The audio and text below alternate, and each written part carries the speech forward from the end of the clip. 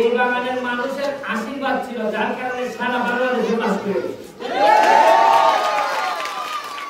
আপনারা দোয়া করছিলেন আমার জন্য, হয়তো বিভিন্ন কারণে আমার ভোট দিতে পারেন নাই, কিন্তু আমি কথা দিচ্ছি আমি এইবারে ভোট চাইছি আপনাদের কাছে। দেন না দেন কোনো অসুবিধা নাই, এমন ভাবে খুশি করবো আমি।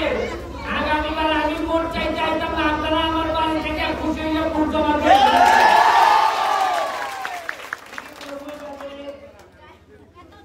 আপনাদের পূজার সময় আপনাদের বিসর্জনের জন্য একটা পুকুর বানাই দিব।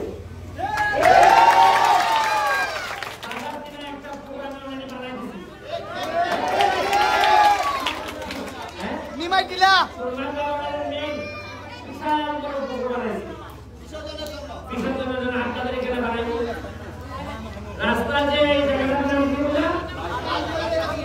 লাল থেকে এখানে নাকি খুব খারাপ উঁচা নিচা, এখানে এটা ইনস্টলিং করে দেবো।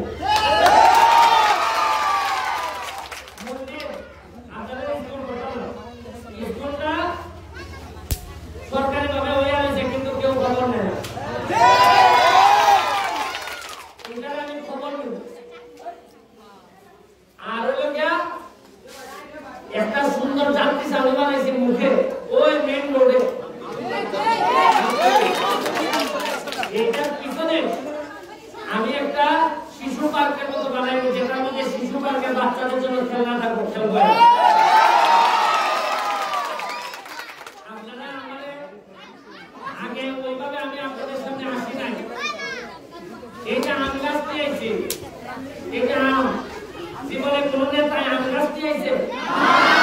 আপনারা কইতে পারেন কেন আপনি আম গাছ আনছেন? আমার তো আগামী নির্বাচনের ভোট চাইতে আরো 5 বছর, এখন কেন আম গাছ আনছি?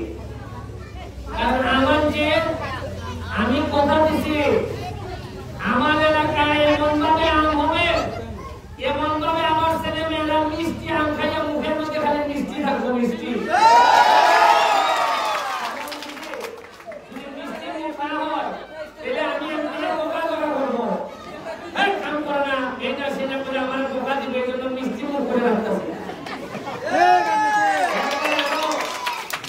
আমি আমার এই মাধবপুরের এই বাগানগুলারে কেমন ভাবে সাজাইব, মৌলভীবাজার, সিলেট, এইসব জায়গায় চা বাগান আছে না, এরা যেন আফসোস করে, আহারে তোমার বাগান থেকে যদি একটা মেয়ে নিয়ে নিতে পারতাম।